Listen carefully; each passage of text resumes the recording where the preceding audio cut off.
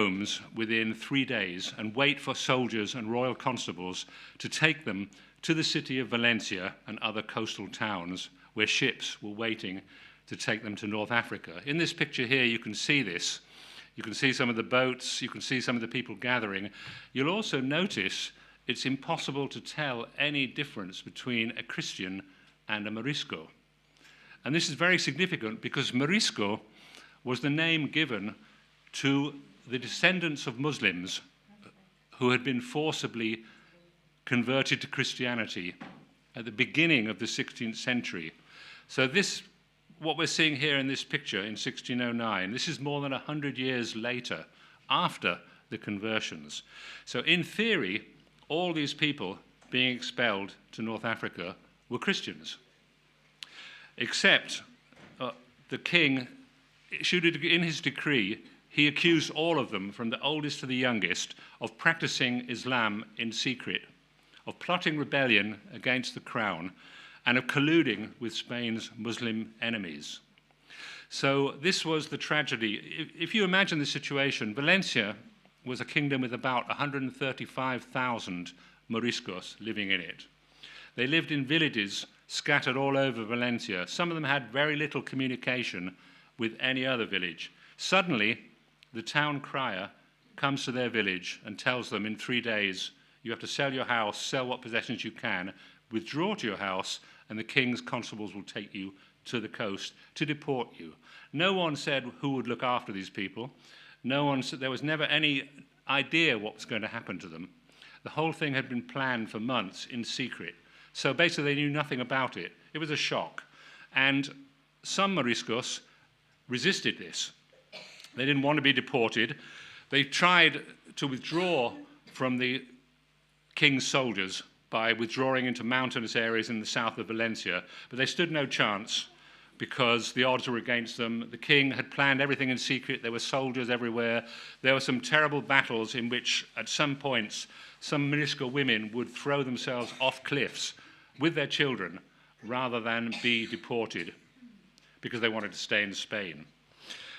So over the next 3 months, 129,000 people were deported to North Africa, the entire Morisco population of Valencia, from the oldest to the youngest. When I say the youngest, I mean literally young babies were also deported, and we'll come to why that happened in a minute. So these paintings that you see here, they show this. They show this, the deportations.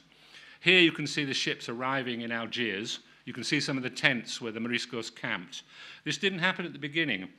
In the beginning of the expulsion, many Moriscos were simply dropped on beaches and left to make their own way through Morocco to Algiers. Some of them were taken for Christians. They spoke Spanish, after all. They didn't speak Arabic. Very few of them spoke Arabic. And they were killed and robbed by Muslims. And after a while, the rulers of Algiers and Tunisia and Morocco realized what was happening and exerted control and stopped this and began to help as they could. But there was obviously no Red Cross, no organization was looking after these people. They were simply dumped.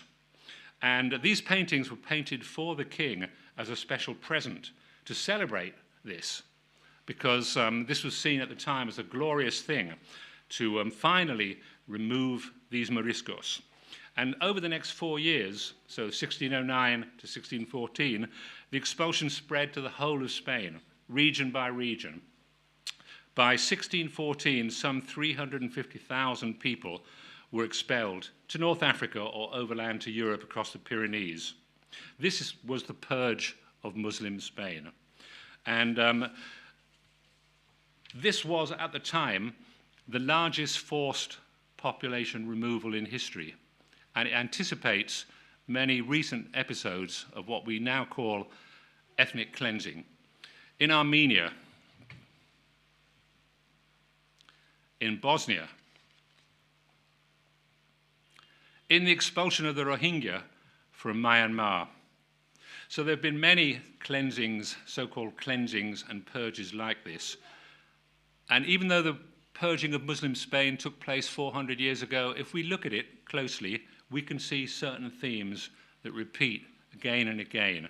First of all, this was an example of what we would now call Islamophobia. It was an an episode of anti-Muslim bigotry.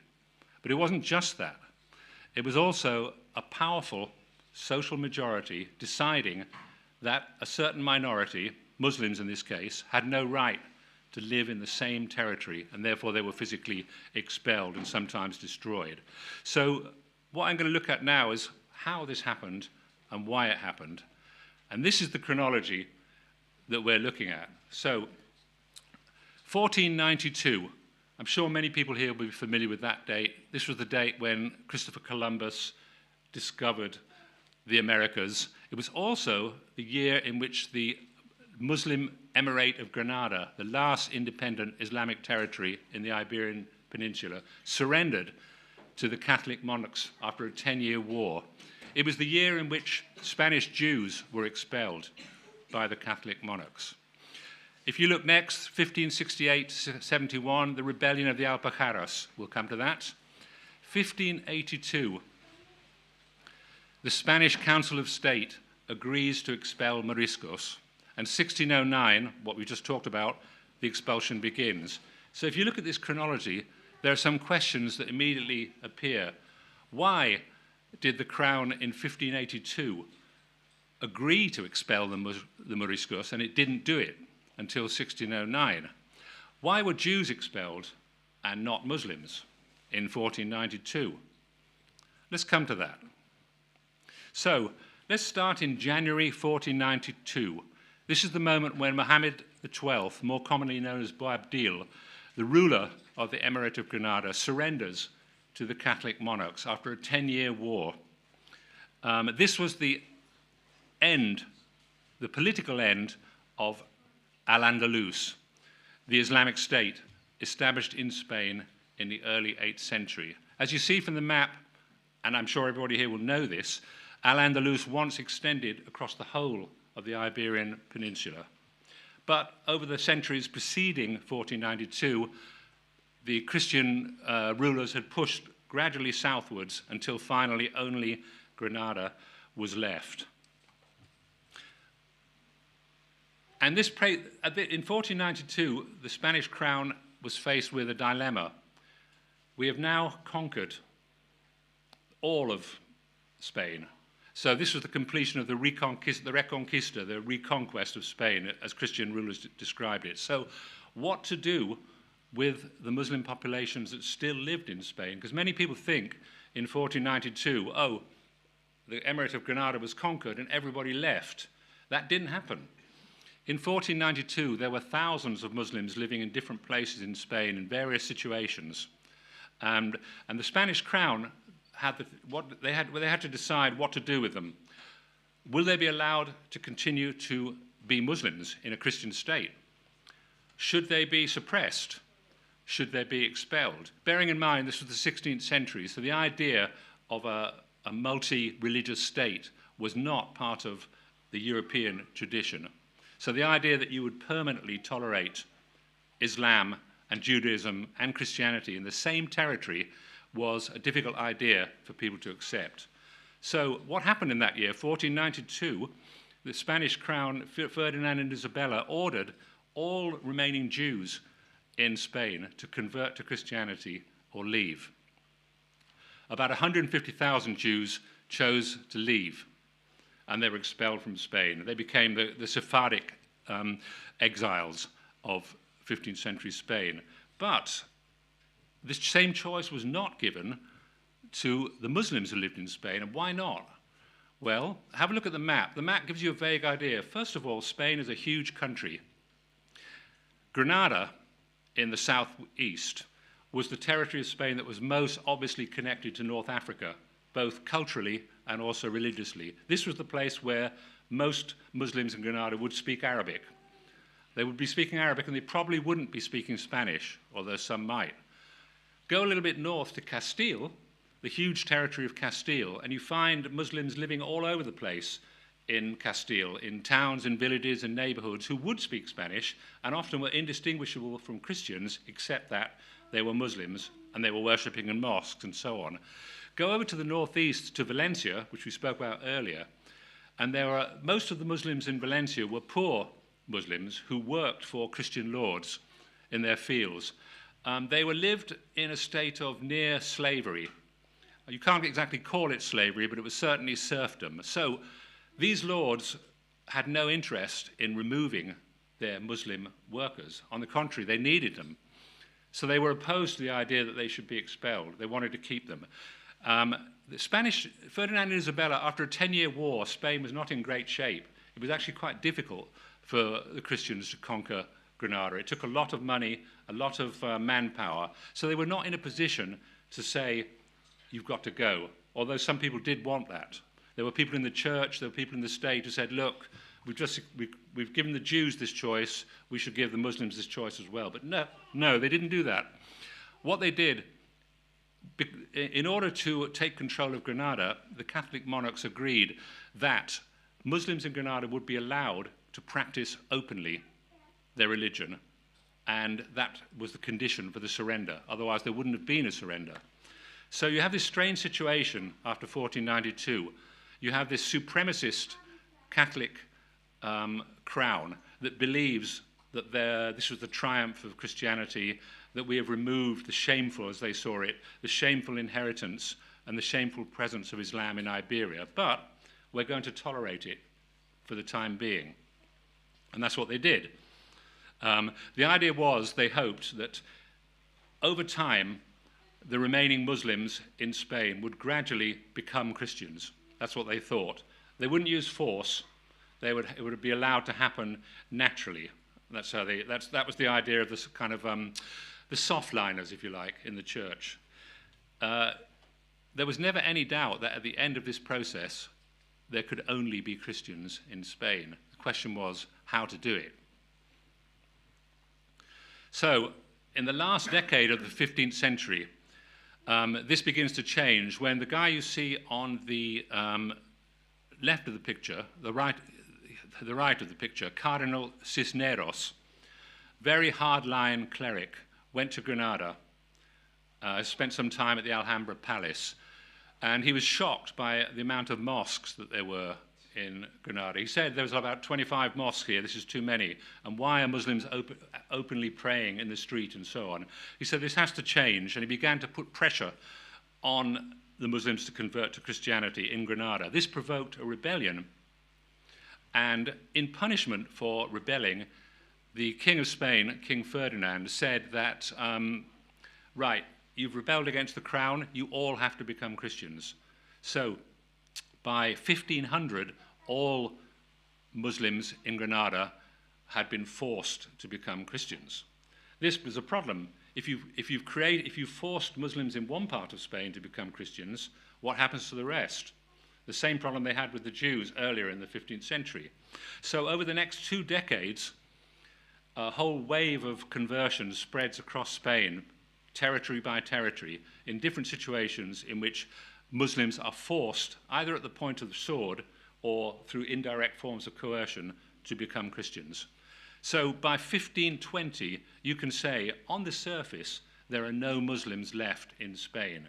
All mosques have been reconverted into churches or demolished, or any obvious sign of Islam has disappeared from Spain, on the surface.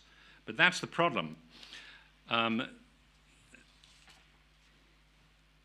Because in the early period, as I said before, the church and crown believed that the Moriscos, this was the time, by the way, I should have said this, this is when the word Morisco comes into existence.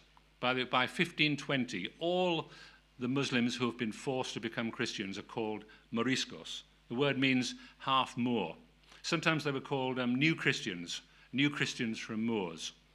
So they were a different kind of Christian to so-called old Christians. The old Christians were the ones who, in theory, could trace their descendancy right back to the 8th century.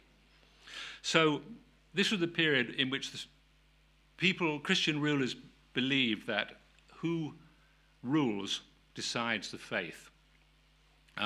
So there was never any idea that that these people could be allowed to live separate from the church.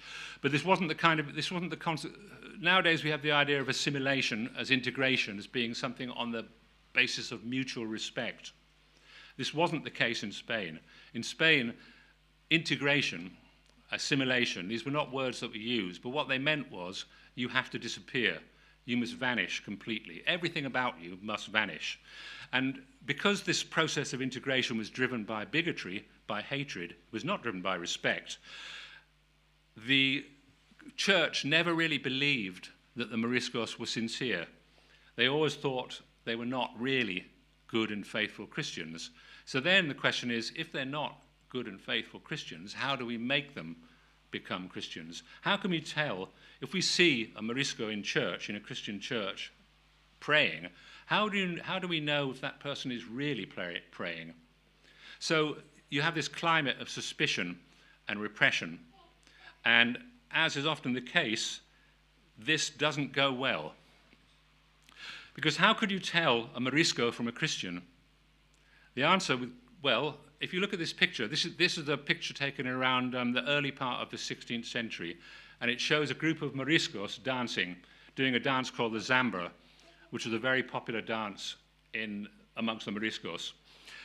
If you notice, apart from the woman who's dancing, the musicians are wearing exactly the same clothes that any Christian would have worn at the same time. So from the outside, depending on where you were in Spain, you couldn't necessarily tell who was Christian and who was Morisco. This is a picture taken in Granada around the same period. And because Granada was more closely connected to North Africa, it was more obviously a North African place. So you would see women wearing the almalafa. You get a better view of it here. Now the almalafa became an obsession amongst the Inquisition. The Inquisition was the main body in charge of policing the faith of the Moriscos. And basically women wearing the almalafa were likely to receive a series of escalating punishments to make them stop. Because if you saw the almalafa, according to the Inquisition, that must mean you were a Muslim and you weren't behaving the way a Christian should. So women wearing this garment could be whipped, they could be fined, they could be kicked out of the city where they live, forced into exile, which would often be like a death sentence. Once again, in this period, the Spanish church never really understood the difference between religion and culture.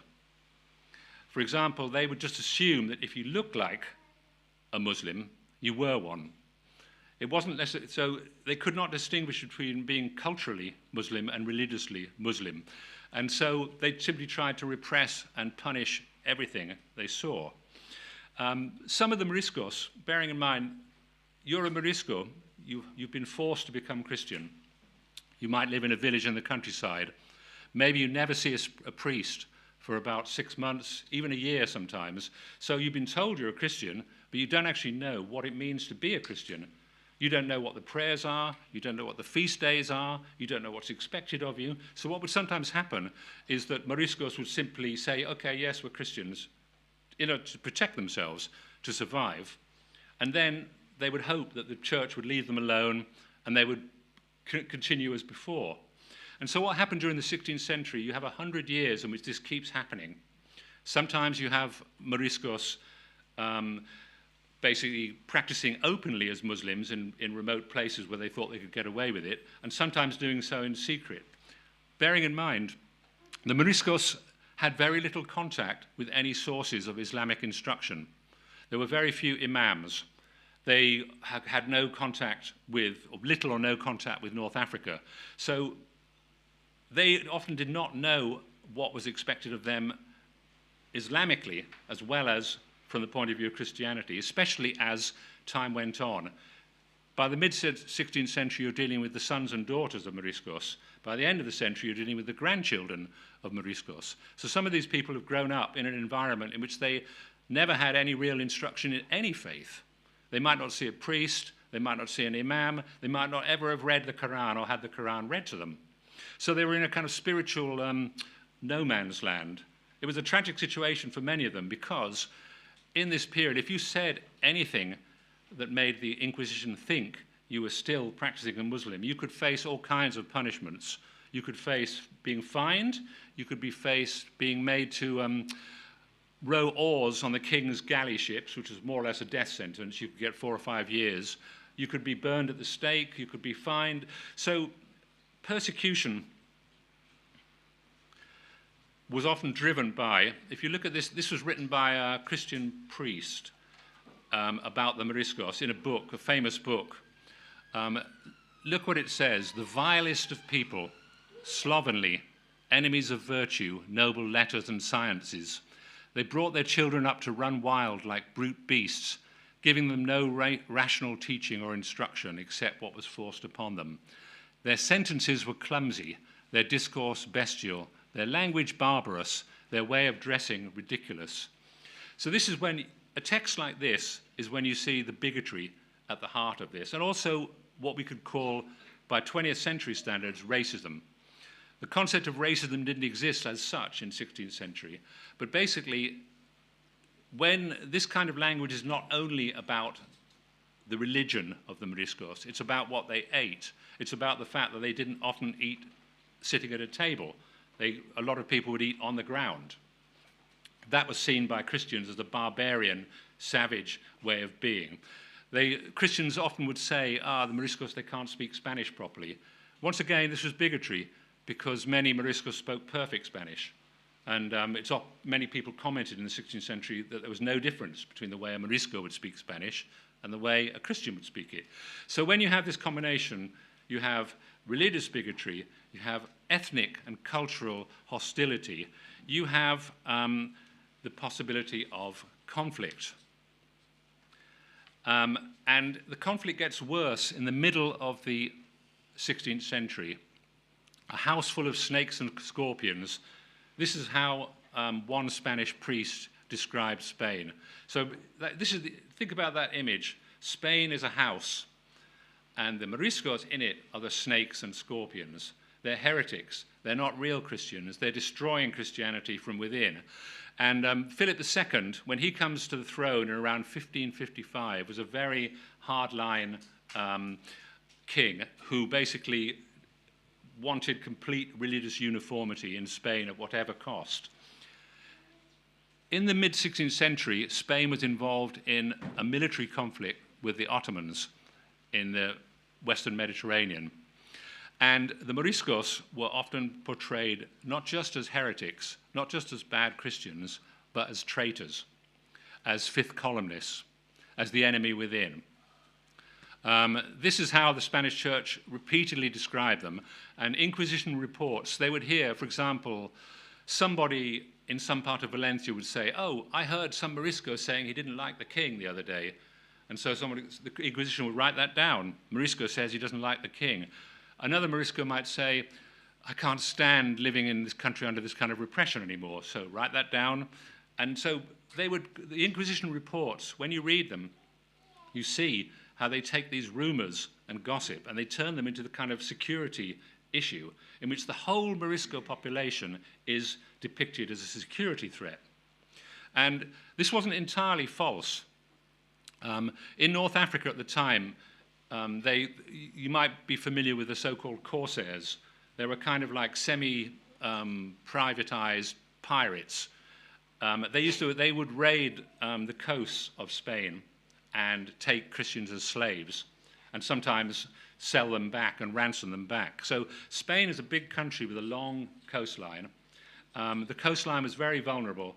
The Spanish crown was never really able to protect it. So these ships would sometimes appear out of nowhere, and they would basically just take Christians back to Algiers.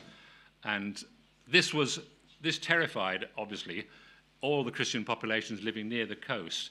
And the idea grew up that the Moriscos were helping these corsairs.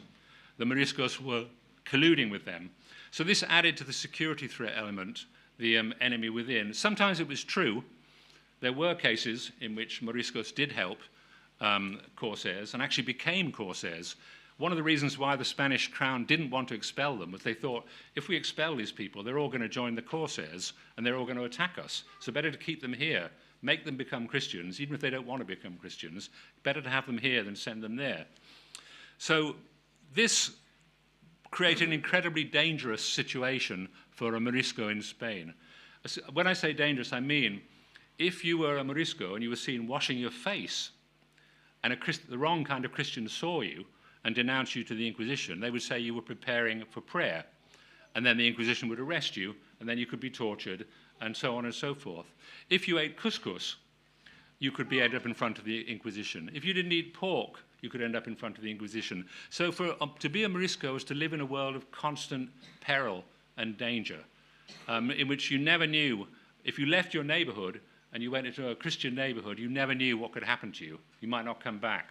And if you didn't come back, your family could be next, and so on. So naturally, this created, we've discussed this idea of the enemy within.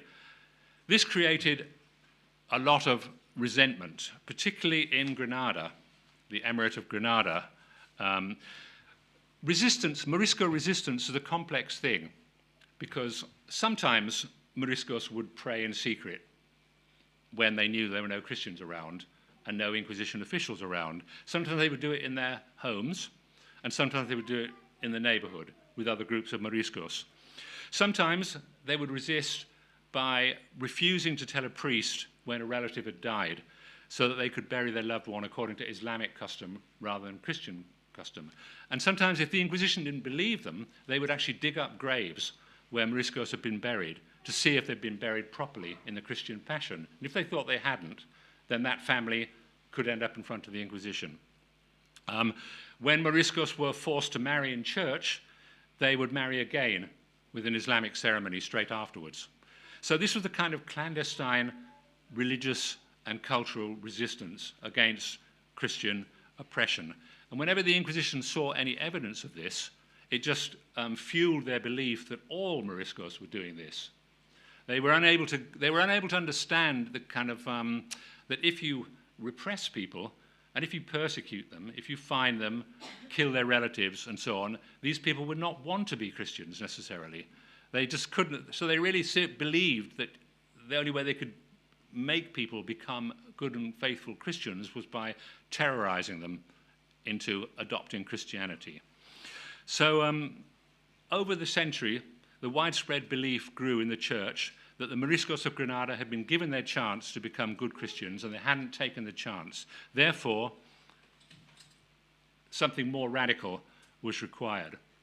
So in 1566, Philip II issued a draconian decree ordering all the Moriscos of Granada within 2 years to stop speaking Arabic, close all public baths. Public baths was another Morisco practice which the church tried to eradicate. They were told they had to stop singing their songs, end all Morisco ceremonies, and start wearing Christian clothing. In other words, women had to stop wearing the almalafa, all within 2 years. So this was a stunning decree which basically said to the Moriscos of Granada, you must vanish within 2 years. Every single thing about you that is different must disappear. You won't be surprised to find that the Moriscos reacted very badly to this, and this began an armed rebellion known as the War of the Alpujarras. The Alpujarras is a very beautiful, wild mountain area south of Granada in Spain, and this is where the rebellion centered. Basically, the Moriscos of Granada withdrew to the Alpujarras and began to live openly as Moriscos. They killed all Christians they could find. Any priests, any Christians living in the villages were killed. There were a lot of atrocities at the beginning of that war. Any symbols of Christianity were destroyed. I mean, for example, Moriscos were ordered by law to have crosses in their homes, to have pictures of the Virgin Mary in their homes, and so on, all destroyed.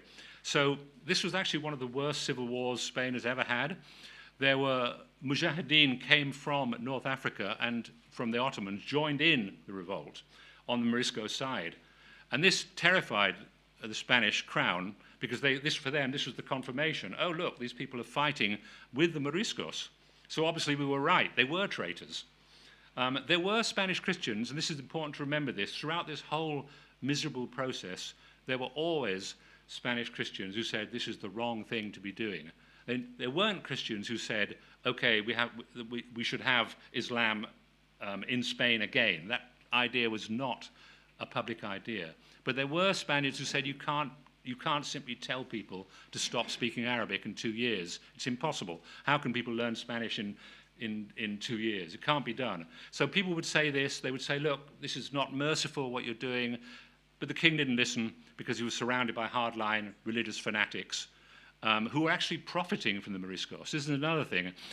A lot of the Christian settlers who went to the Emirate of Granada after the fall of Granada, they were basically interested in taking Morisco lands, getting hold of their houses. It was a kind of colonialism, settler colonialism, really. It was a kind of settler colonialism. And it was in their interests to portray the Moriscos as being as bad and depraved as possible. So this war went on for about 3 years, a savage war, which the crown won in the end. And when they won, they deported the entire population of Granada around Spain. Not abroad, because they were still frightened. If we send these people to North Africa, they're going to come back and fight us. So what we'll do is deport them in small groups all over Spain, and then they'll just disappear like aspirin into the Christian population. Of course, that didn't happen. And after the War of the Alpujarras, you get a hardening of the situation in Spain. The idea that you can kind of allow people to become Christians over time disappears. And it's more like we have to make them now, because they've shown in the Alpujarras what they're like, so we must make them become Christians. And this is when you get this idea they are all one. Todos son uno. It was an expression that was often used in 16th century Spain. It literally meant exactly what it sounds like. Every Morisco is the same as any other Morisco. No separation between them. And because they're all one, they're all the enemies of Spain. And the question is, what do we do with them? So once again, Spain being the kind of place it was at the time, there was oscillation between periods of doing nothing, periods of repression, and then thinking about more radical ideas of what to do about their so-called Morisco problem. And the thing is, the Moriscos could not win. They could not win in this situation. If they worked, because bearing in mind at this time, Spain was constantly fighting wars against almost everybody. It was fighting wars against Protestant states. It was fighting wars against Muslim states. It was at war all the time, pretty much. But the Moriscos didn't fight in the Spanish army. And so, naturally, it was said, oh, look, we're doing all the fighting, and they just sit there. If Moriscos worked hard and saved up money, they would say they're stealing money that should be Christian money. If they had bigger families than Christians, they would say, look how big those Morisco families are getting. Soon they'll just be Moriscos in the country and there won't be any Christians.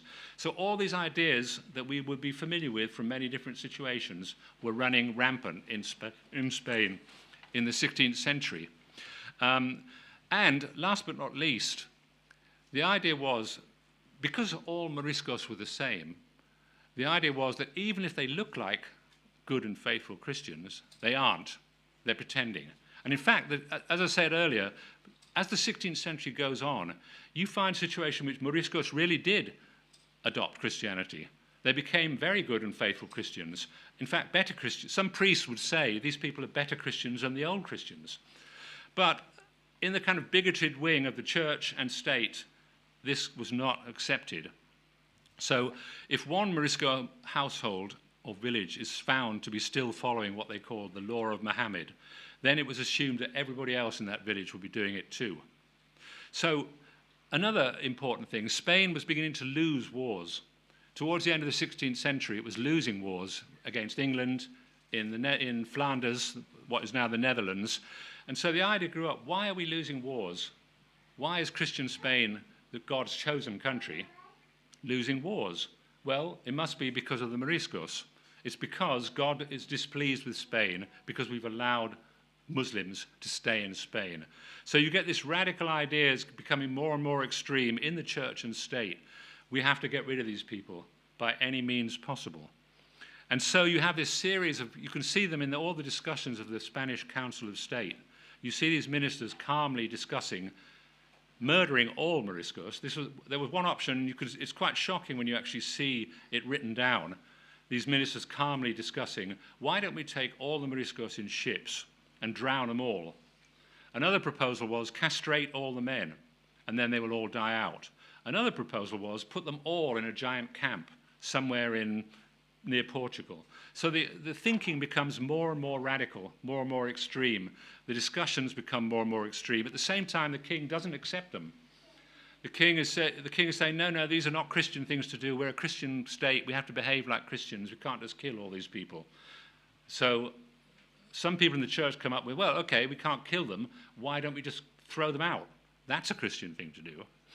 And so these ideas are talked back and forth. You see them in kind of memoirs, in state council meetings, and so on. And finally, in 1582, Philip II agrees on expulsion in principle. It's written down for the first time, all Moriscos will be removed from Spain physically. But nothing happens.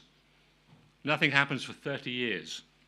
Spain continues with the same policy of repression, followed by the same periods of so-called periods of grace in which Moriscos are given time to become Christians. So why didn't Spain act on that order in 1582? Why did it not expel them then?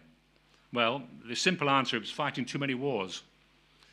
It was fighting too many wars, and it just couldn't take the risk, because they knew that if they did carry out an expulsion order, they might face a rebellion in Spain, and they would have to bring troops back from some of the wars they were fighting. So for security reasons, and also because of these theological debates, they decided not to do it. Another issue was, what about the children?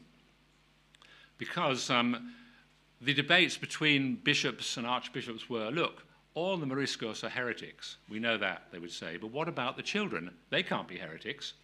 And what about really young children? Babies, are they heretics? These kind of discussions go on all the time. And, you know, so you see the church and state kind of moving towards expulsion, backing away from it, then moving towards it again. And it's like they were trying to convince themselves that this was a just thing to do, that this was the right solution. But they didn't do it until after the death of Philip II.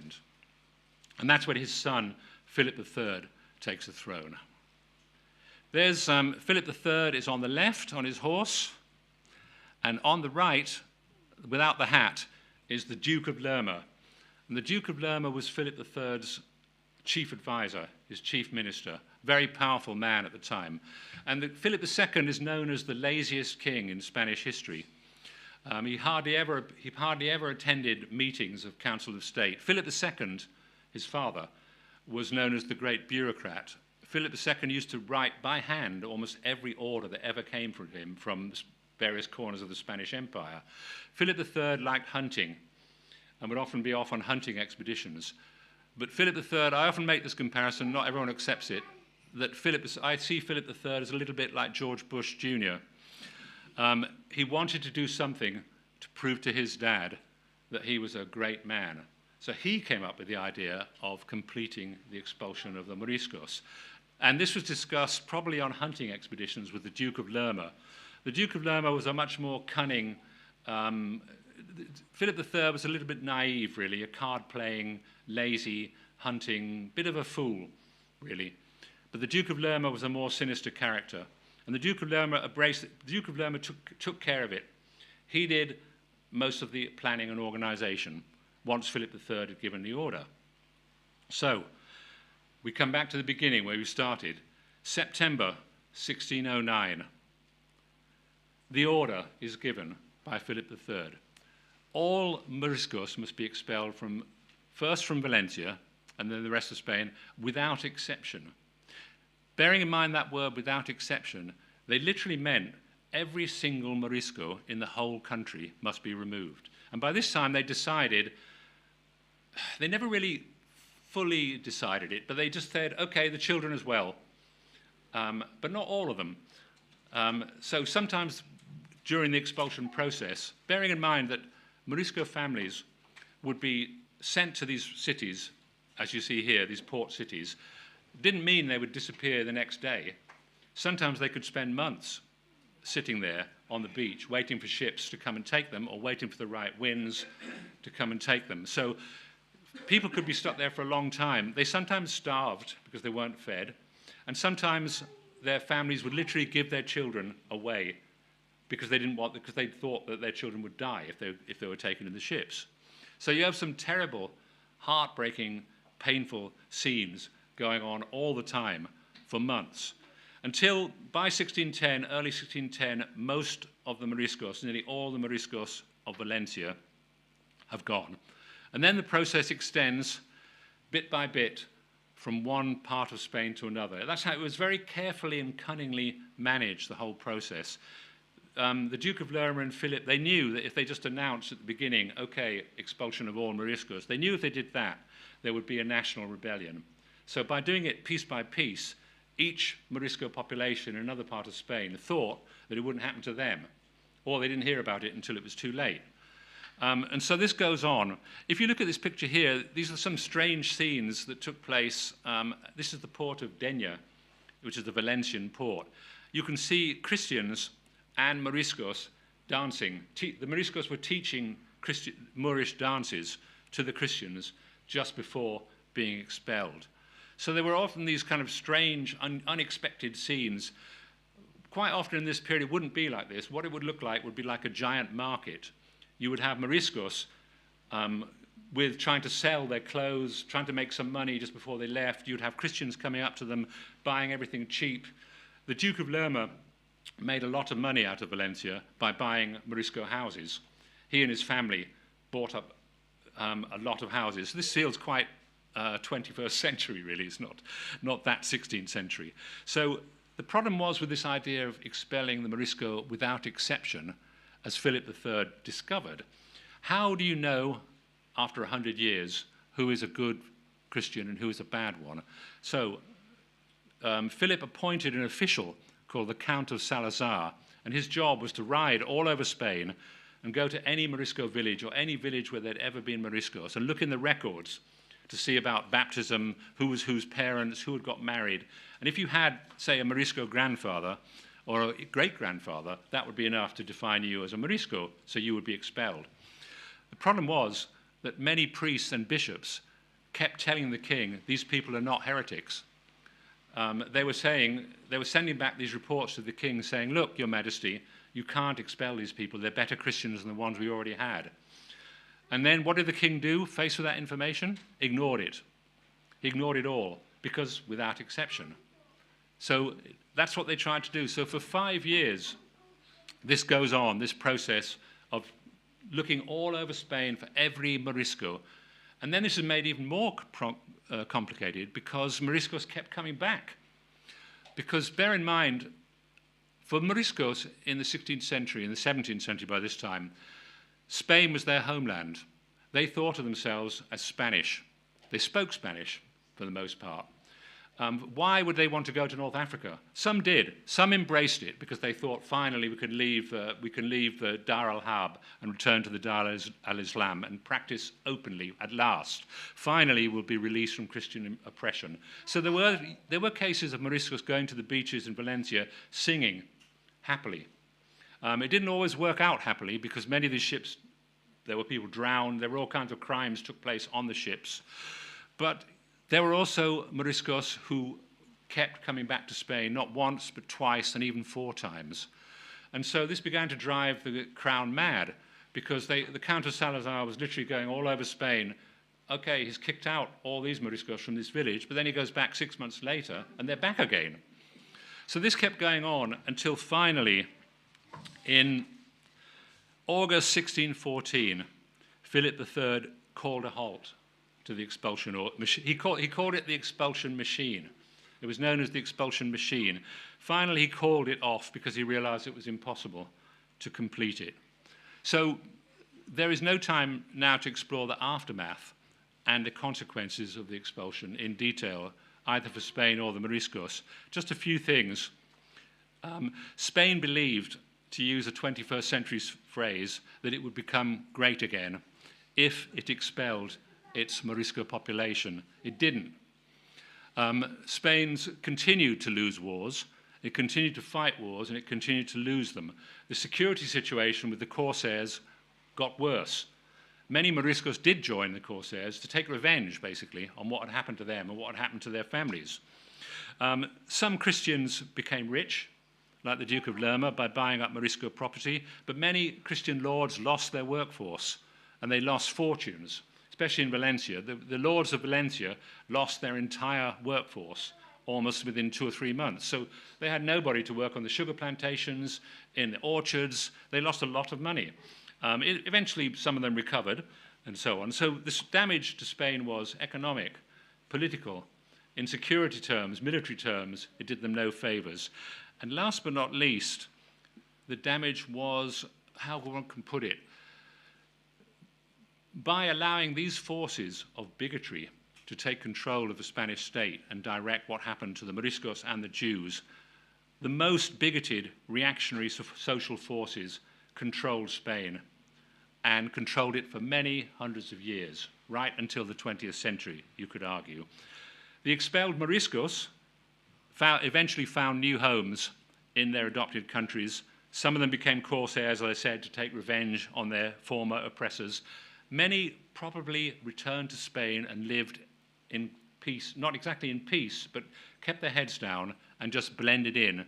And no one will ever know those stories because there's very little actual documentation of Moriscos speaking for themselves.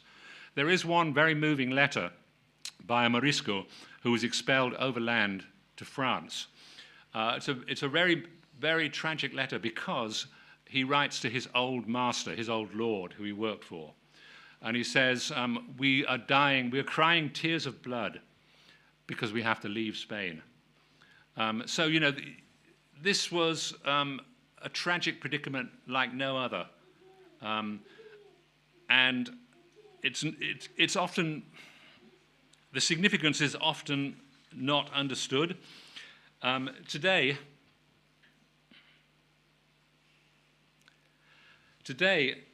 and I'm sure many people here will be aware of this, European Muslims are often depicted by the political far right as a terrorist enemy within, as a cultural and religious minority that cannot be part of Europe, and even as invaders supposedly intent on turning Europe into a colony of Islam. This is modern language by modern movements, but it is very similar to the kind of language that was used to describe the Moriscos. There are also those who dream of expulsions as a solution to this so-called problem in this country, in Europe, and in the United States.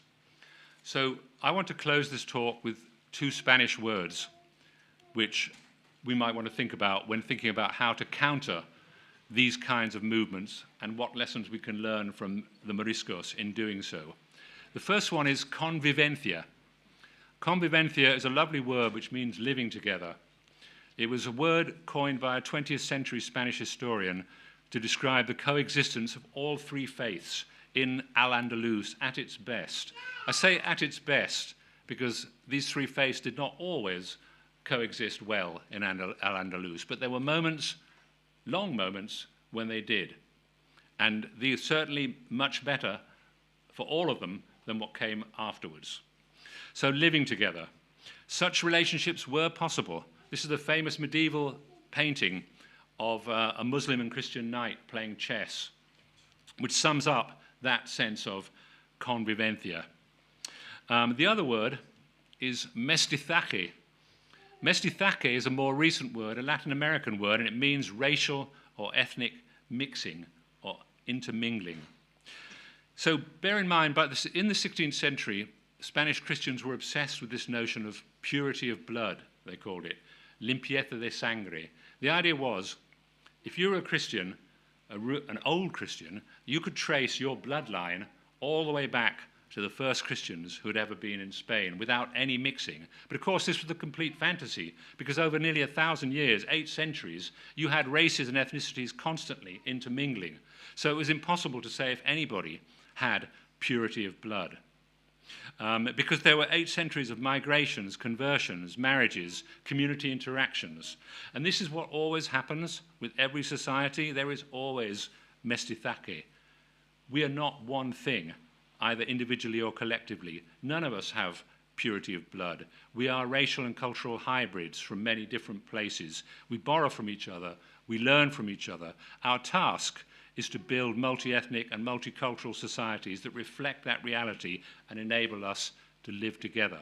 More than 400 years later, the tragedy of the Moriscos can remind us what can happen when societies fail to do this. Thank you.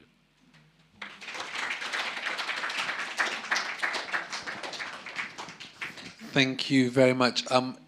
If it's okay, we're going to break for prayers quickly. Absolutely, yes. And then straight after that, we can finish with Q&A, with question and answers, if that's okay? I'd love to hear your views. Yeah, please do. Shall I sit down? Thank you very much. Salatu ala Muhammad wa ala Muhammad.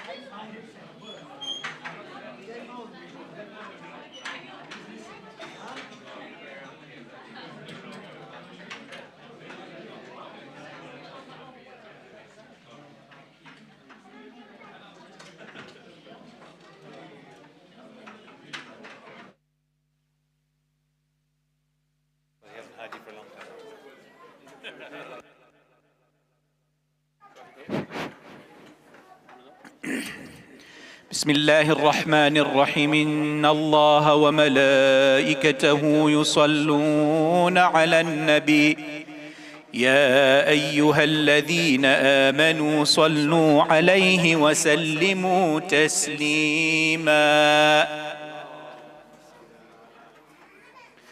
الله أكبر الله أكبر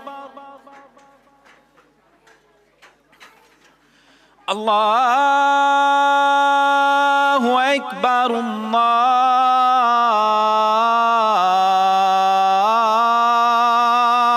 الله أكبر أشهد أن لا إله إلا الله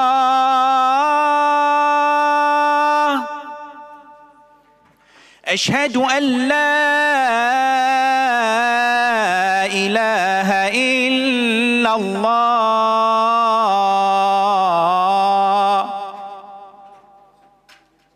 أشهد أن محمدًا رسول الله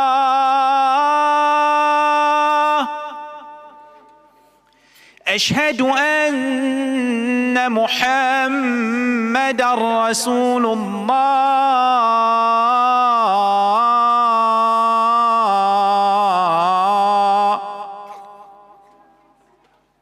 أشهد أن عليًا ولي الله أشهد أن عليًا ولي الله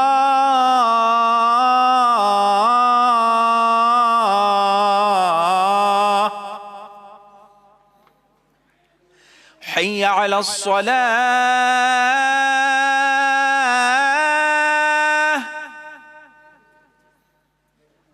حي على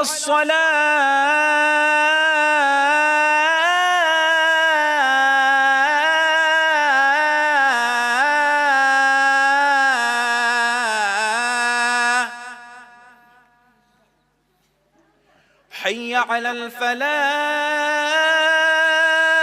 الفلاح حي على الفلاح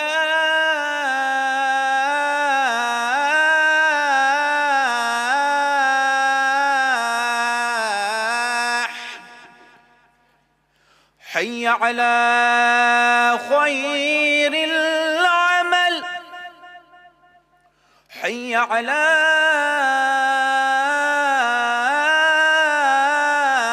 خير العمل الله أكبر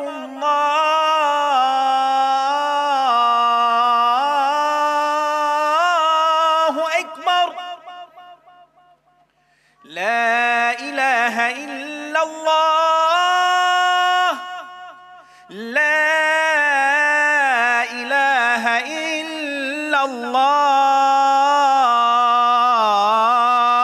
وصل اللهم على سيدنا ونبينا محمد وآله الطيبين الطاهرين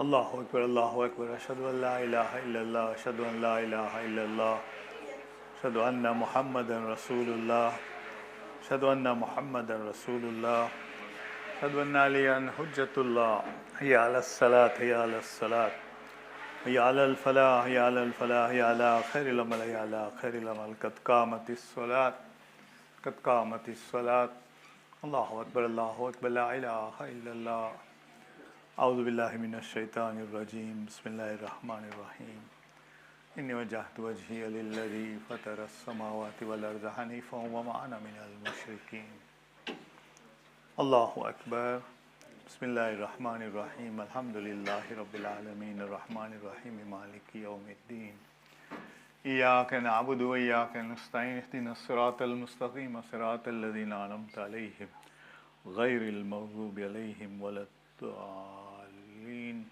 بسم الله الرحمن الرحيم إن أعطيناك الكوثر فصل لربك وانحر إن شانئك هو الأبتر الله أكبر سبحان ربي العظيم وبحمد ربي صل على محمد وعلى بسم الله لمن حمده الله أكبر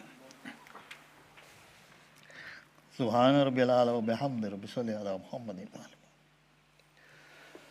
الله أكبر استغفر الله ربي الله أكبر سبحان ربي الأعلى وبحمد ربي صل على محمد وعلى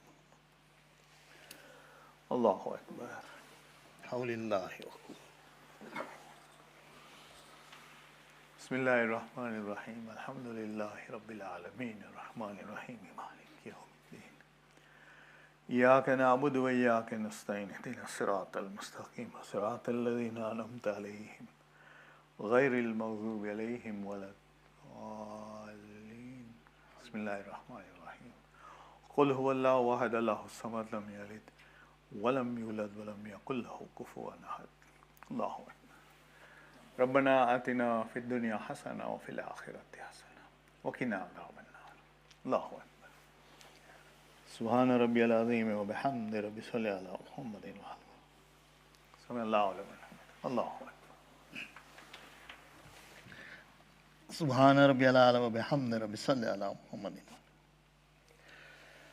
الله أكبر استغفر الله ربي الله أكبر سبحان ربي الأعلى وبحمد ربي صل على محمد الله أكبر أشهد أن لا إله إلا الله وحده لا شريك له أشهد أن محمدا عبده ورسوله اللهم صل على محمد حول الله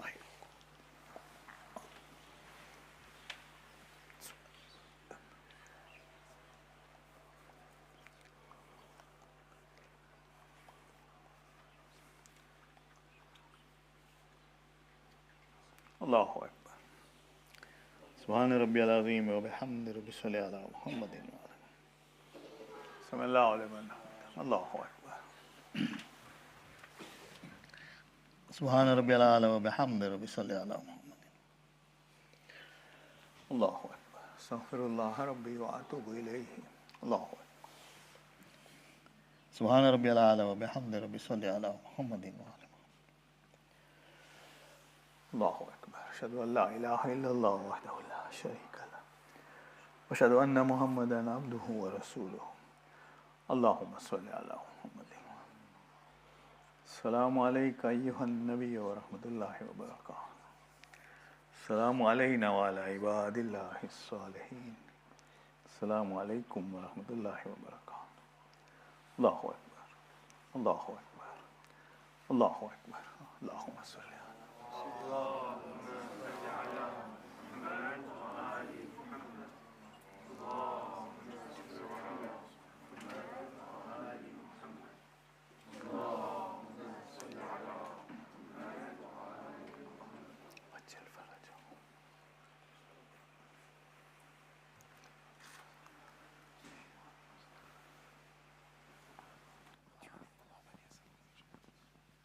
بسم الله الرحمن الرحيم اللهم إني أسألك موجبات رحمتك وعزائم مغفرتك ونجاة من النار من كل بلية والفوز بالجنة والرضوان في دار السلام وجوان نبيك محمد عليه وآله السلام اللهم ما بنا من نعمة منك لا إله إلا أنت استغفرك وأتوب إليك.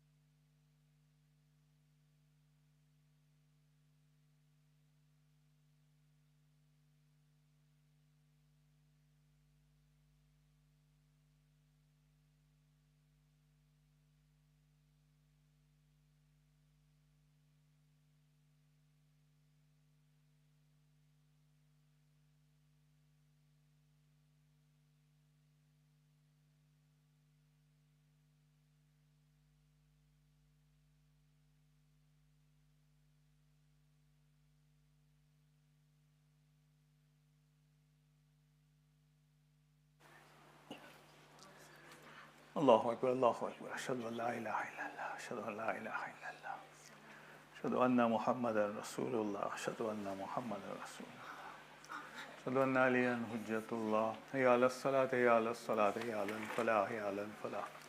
Hayya ala khairil amal, hayya ala khairil amal. Qad qamatis salat, qad qamatis salat.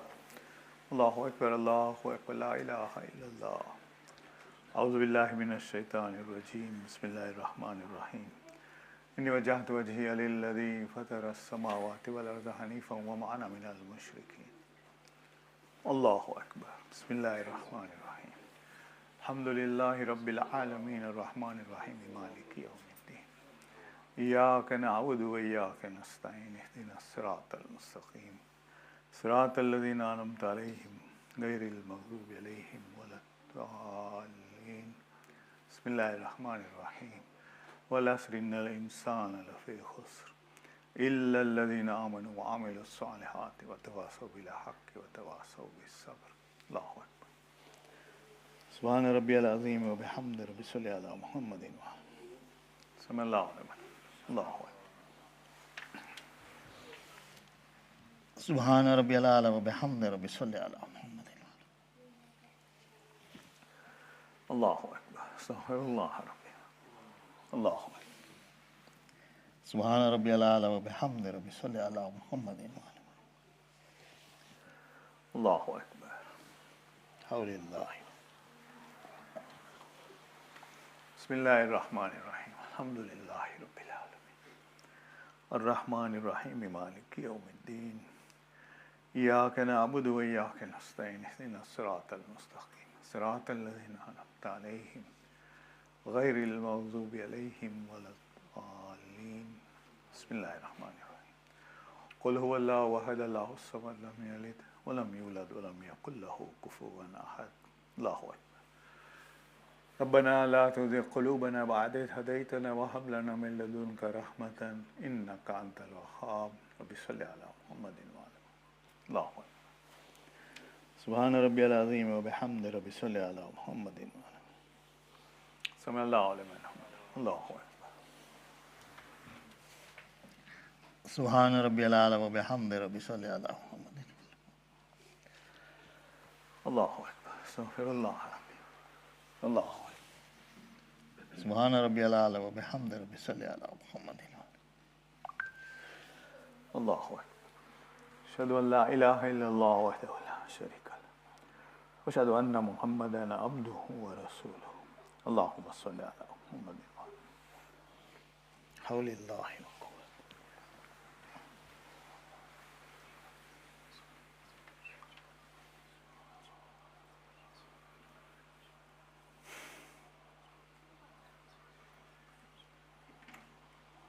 الله أكبر.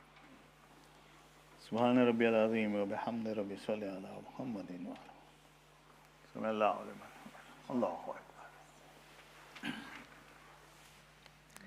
سبحان ربي الأعلى وبحمد ربي صل على محمد وعلى الله أكبر. استغفر الله ربي. الله أكبر. سبحان ربي الأعلى وبحمد ربي صل على محمد وعلى الله أكبر. حول الله.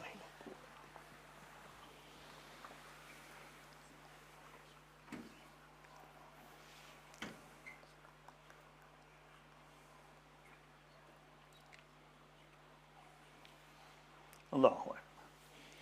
سبحان ربي العظيم وبحمد ربي صل على محمد. سمع الله لمن حمده. الله أكبر. سبحان ربي الأعلى وبحمد ربي صل على محمد. الله أكبر. استغفر الله ربي. الله أكبر. سبحان ربي الأعلى وبحمد ربي صل على محمد. الله أكبر. أشهد أن لا إله إلا الله وحده لا شريك له وأشهد أن محمدا عبده ورسوله. اللهم صل على محمد. السلام عليك أيها النبي ورحمة الله وبركاته.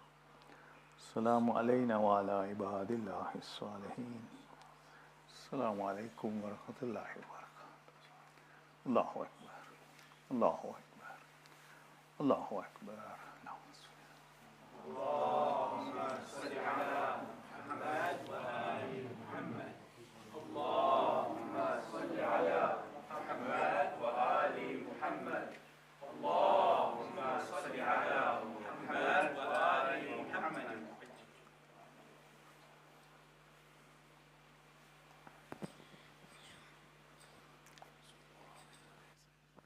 بسم الله الرحمن الرحيم. اللهم إنه ليس لئب بموضع رزقي، وإنما أعلبه بخطرات تخطو على قلبي، فلا يول في زلفه البلدان ولا في نعنع طالب كالهيران. لا أدري في صحن وأم في جبل، أم في أرض أم في سماء، أم في بر أم في بحر، ولا يدري من كبر من وقد علمت أن علمه عندك وأسبابه بيدك، وأنت الذي تقسمه بلطفك وتسببه برحمتك. اللهم فصل على محمد وآله، وجل يا ربي رزقك لي واسع، وألفه سهلا وتعطه خريبا، لا تؤنني بطلب مال تقدر لي فيه رزقا، وإنك غني عن عذابي وأنا فقير إلى رحمتك. فصل على محمد وآله، وجد على عبدك بفضلك، إنك ذو فضل عظيم.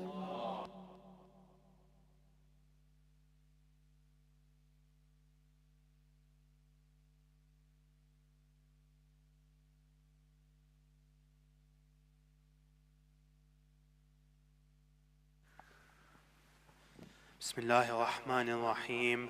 السلام عليك يا رسول الله، السلام عليك يا أمير المؤمنين، السلام عليك يا فاطمة الزهراء، السلام عليك يا حسن المجتبى، السلام عليك يا أبا عبد الله الحسين، وعلى 9 المعصومين من ذريته، علي بن الحسين ومحمد بن علي وجعفر بن محمد وموسى بن جعفر وعلي بن موسى ومحمد بن علي وعلي بن محمد والحسن بن علي.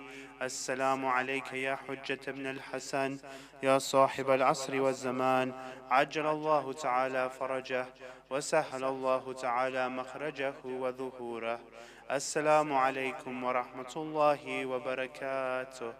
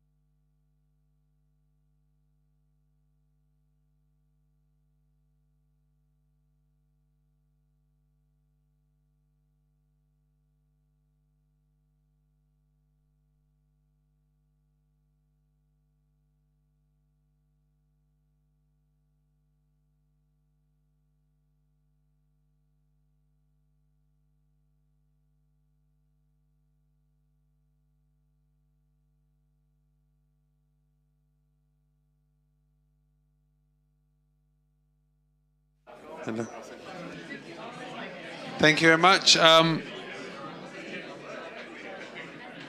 Salawat ala Muhammad wa al Muhammad.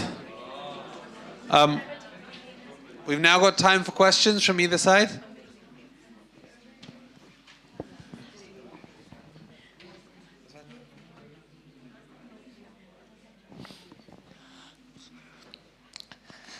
My question is directed on the area where the Muslims are working for these Christian lords.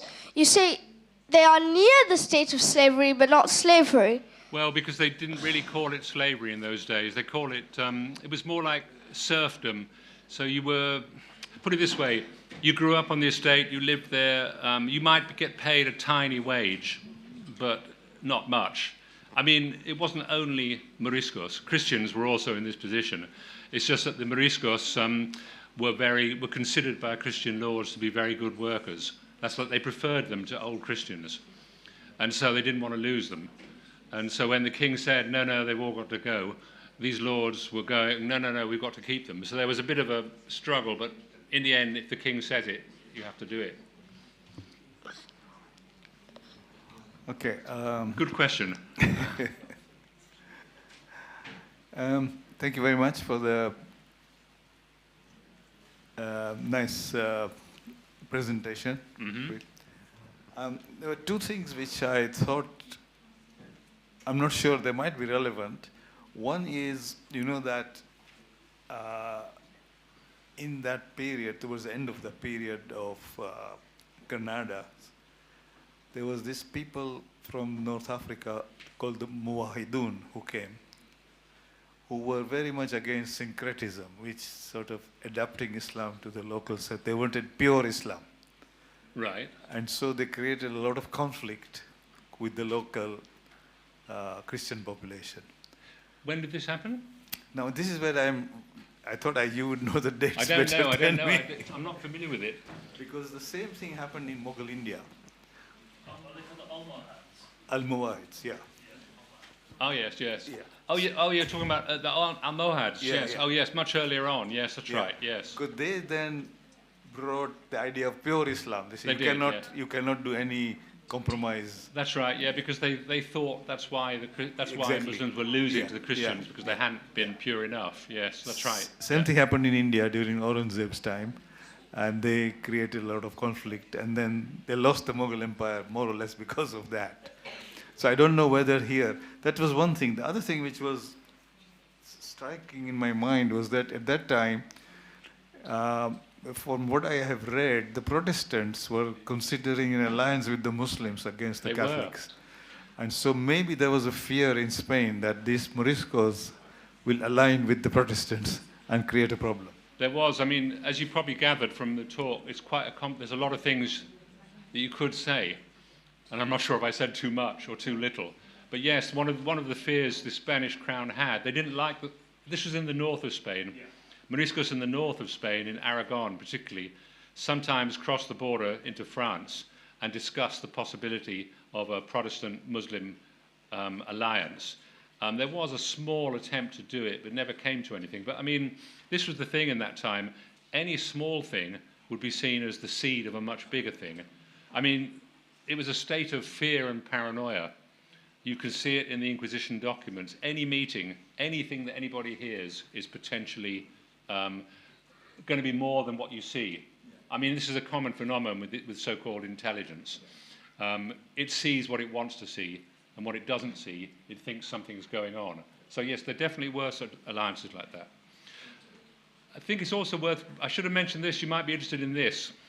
One of the reasons why Philip II was so keen to expel the Moriscos was because Protestants kept telling him, you've got Muslims in your country, so you're not a real Christian. So in other words, this was geopolitics.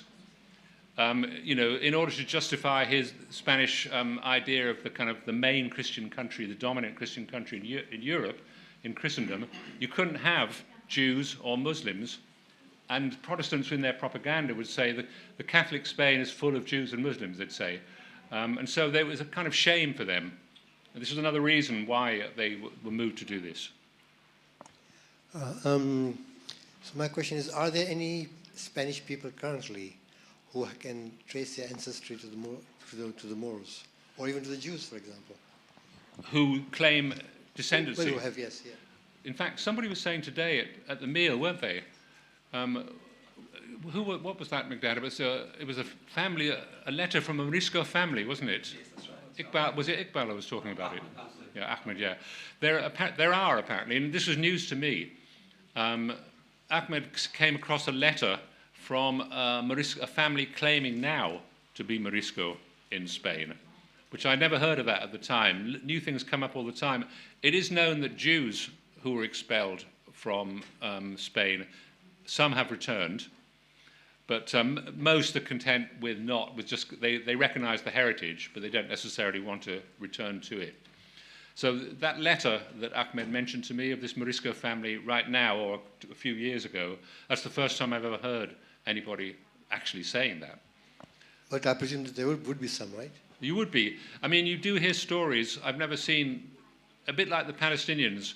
I mean, I've heard stories of Moriscos in North Africa who say they still have the keys to their houses in such and such a place in Spain, you know, as Palestinians have often has happened to them.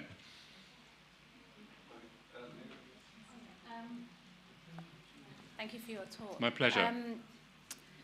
So I had a question. One of the themes throughout your presentation was this idea that the Europeans couldn't conceive of coexisting with the Muslims that were in Spain.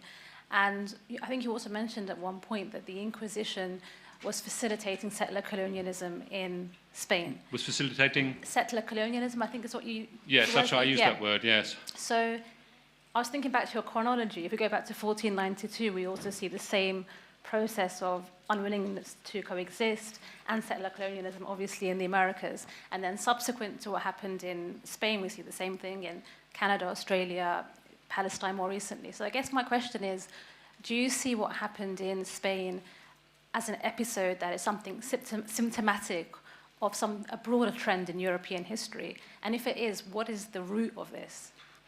That's a really complicated and really good question. I mean,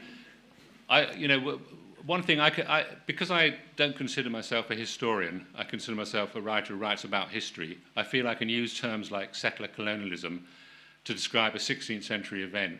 And probably a historian would go, no, you shouldn't be doing this. And they're probably right, because the concept of settler colonialism didn't exist. But just because the term didn't exist doesn't mean that the process didn't. The same with genocide. Genocide is a crime that came into being at the Nuremberg trials, but just because it came into being legally then doesn't mean that it didn't exist before that. You could look at the Moriscos as a genocidal episode. So in terms of what are the essential patterns? I mean, you can look at what happened in Granada as Spain was conquering countries in Latin America outwards, also settler colonialism. It was also doing the same thing inwards. Bear in mind, this is an idea I didn't have time to discuss, and I'll just mention it briefly. This was a period of state formation. So, one of the reasons why the Catholic monarchs began to move towards religious uniformity as opposed to the tolerance that they'd had beforehand was because they were conscious they were forming a state.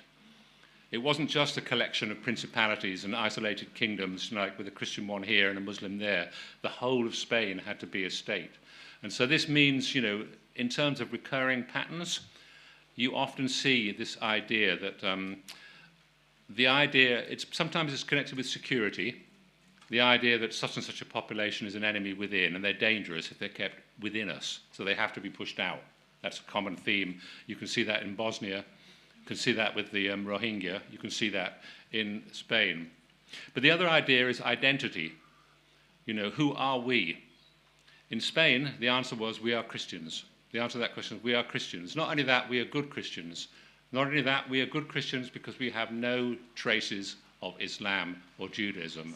So all this, in a way, I know using words like identity are very sort of 20th century, 21st century words, but you can apply them to that situation because that really, rulers of the Christian kingdoms in Europe, who rules defines the faith. Why was a king in power? Because God had chosen them. So you had to prove that to your subjects. So if you could declare yourself, you had to declare that you were acting as the instrument of God's will. And if you interpreted God's will as God's will means no Muslims or Jews, then that's what you would do, get rid of them. So each of these things, Rohingya, Bosnia, Armenian, everyone is different. But every time you see these same themes recurring again and again. And I personally think the recurring theme is this idea of todos son uno, we're all one.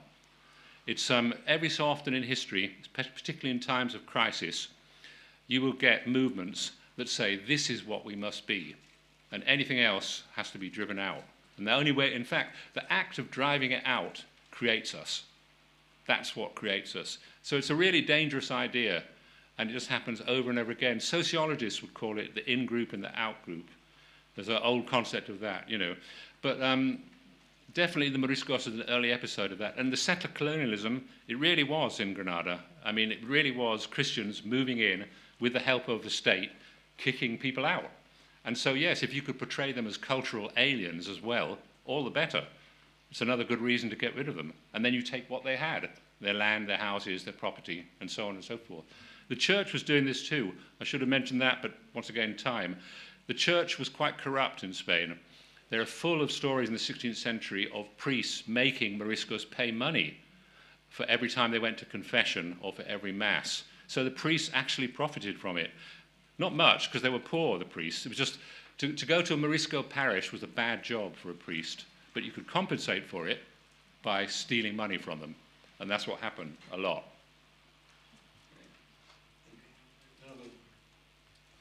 Thank you again for your talk, covering like loads of really salient points quite quickly as well. I was quite interested by the phenomenon you mentioned, the sort of generational, I guess, identity slip that you mentioned, where you might have a Morisco or a Muslim family, and then gradually changing and maybe losing some of their traits, or not necessarily having irreligious instruction or involvement from either the church or from their Muslim origins in North Africa, and then that changing over generations from children to grandchildren, and then maybe in terms of a timescale, in terms of the events you mentioned, thinking of, for instance, the Battle of Albucaras, and how that was a bit more of a revival or a reclamation of identity for a group. Yes. Yeah. So where does that fit in terms of this generational slip? Because it feels to me like, especially in events over the 2010s in sort of Muslim communities across Europe, it feels like an interesting parallel. That's an interesting point. I mean, it depends what part of Spain you're talking about and when. I mean, the intergenerational thing is very important because, I mean, if you think that a Morisco would have been, the parent would have been converted, say, in around, I don't know, 1498 or 1510, and then they would have lived under Christianity, then they would have had children, and so on and so forth. By the time you get down the line, unless you had a very religious family that was able somehow to maintain some contact with Islam, there was no way of passing on any instruction or knowledge. So by the time you got, say, to the third generation or fourth generation, how would anybody know what it even meant to be a Muslim anymore? I mean, this is part of the tragedy of the Moriscos. There was all members of all faiths in the 16th century. One of the things, an idea that comes up again and again is, how can we be saved? In what faith can we be saved? And you'll see Inquisition documents, and they'll say things like, this Morisco said that each man can be saved in his own law. In other words, everyone could be saved in their own faith. Quite a modern idea, we think. So these ideas were kicking around as well, but on very small scale. In the Alpujarras, everything was different because of the issue of settler colonialism. Bearing in mind that in other parts of Spain, these were settled Moriscos communities that had already lived amongst Christians for a long time. So they'd worked out various arrangements with them. With the settler colonialism, Christians were coming into Granada to take things. So this created this, and also you've got a culture that is still quite North African, quite Arabic, still very much connected to the sources of Islamic instruction. So this creates a totally different situation. But even then, the generational thing worked up to a point. If the king had not issued that decree saying 2 years you've got to disappear, if he hadn't done that, then probably in Granada it might have worked out the same way. But by forcing the issue, it created rebellion and conflict. Thank you very much for your talk. I just wanted to find out. Yes, thank you for your talk. I wanted to find out, in terms of Muslim scholars or Morisco scholars, is there no, or isn't there any substantial writings in this particular period? There is one book, but bear in mind, you'd have to forgive me for my memory, because I wrote this book in 2009. That's a long time now. It seems like a long time anyway. There was one 2-volume history by a Moroccan historian, the only one. It's quite long, and it goes right through the whole history of Al-Andalus, ending with the expulsion. Just before the expulsion, it doesn't actually cover the events. That's the only one I know. There are obviously plenty of historians, Tunisian historians, Moroccan historians, who have also followed it up more recently. But at that time, that's the only one I know. And that was written in about the early 17th century. Mohammed al-Makari, I think his name is. That's right. It's a 2-volume history. In terms of the content, is that sort of very useful to see perhaps the other side of the view? Or which view do you want to look at? In terms of the Morisco point of view. Up to a point, but the trouble was the great tragedy of the Moriscos, a lot of people didn't know what was happening to them. So it was actually quite difficult to write, to be in the 16th or 17th century and be a Muslim historian trying to write about the tragedy of the Moriscos. First of all, you had to know what was happening. And very few people did until they were actually expelled and then began to tell them. So from a distance, the rumors you would hear would be Muslims in Spain have all become Christians. So you might be tempted to think they were apostates. You wouldn't necessarily recognize that pressure had been brought to bear. Some people did. There was a well-known fatwa issued in about 1520, which instructed Moriscos how to survive in a Christian, in a society of Christian persecution. It would say things like, if you're forced to go to church, pretend to pray outside, but in your hearts reject it. And so on. But you can see where this can lead in terms of how you could end up being a suspect person, right? And also, this was one imam in Fez who issued this. So you didn't have a constant flow of information back and forth, you know, in order to tell that story. I mean, it's part of the uniqueness of this tragedy. There's not really anything like it in which people have found themselves exactly in that situation, where you find someone, say, who's... I mean, I talked about the rebellion in Valencia when Moriscos rebelled. But what were they rebelling against? They wanted to stay in their country. That's what they wanted. You know, and but they also wanted to be Muslims. And the two things were not possible in 16th century Spain. And so this was not seen in the Islamic world. It was not understood, and the knowledge came slowly. And through expulsion, basically, people actually explaining what had happened. When Moriscos first arrived in Morocco and thrown onto beaches, they were often attacked because all people saw was Christians, wealthy Christians in comparison with them. And it wasn't until the rulers of Tunis, Algiers, and Morocco understood what was happening that they began to kind of do what they could to help them and settle them.